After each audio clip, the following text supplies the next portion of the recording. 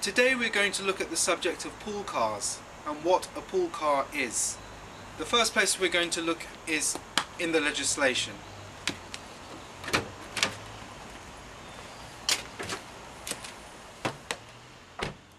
The legislation we need to look at is the Income Taxes, Earnings and Pensions Act of 2003. And that tells us that for a pool car to qualify, 5 conditions have to be met. I'll read them out. In any given tax year, A. The car was made available to and actually used by more than one of the employees. B. The car was made available in the case of each of the employees by reason of the employee's employment. C. The car was not ordinarily used by one of the employees to the exclusion of all the others. D. In the case of each of the employees, any private use of the car made by the employees is merely incidental to the employee's other use of the car in that year. And E.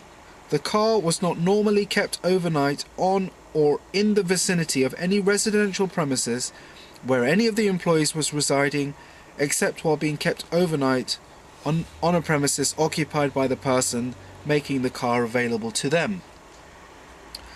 So the legislation tells us quite clearly what a pool car is and how all 5 conditions have to be met in order to qualify.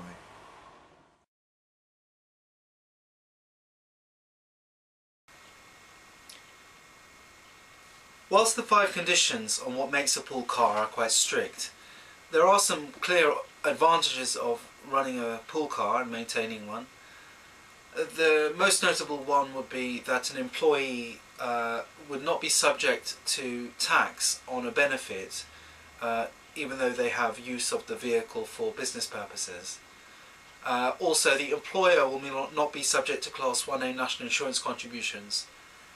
So this has led some taxpayers and organisations to creatively use the concept of a pool car, which has been challenged at times by HMRC. To read more about that, just have a look at our article or contact us directly and we'll be able to advise you further. Thank you for listening.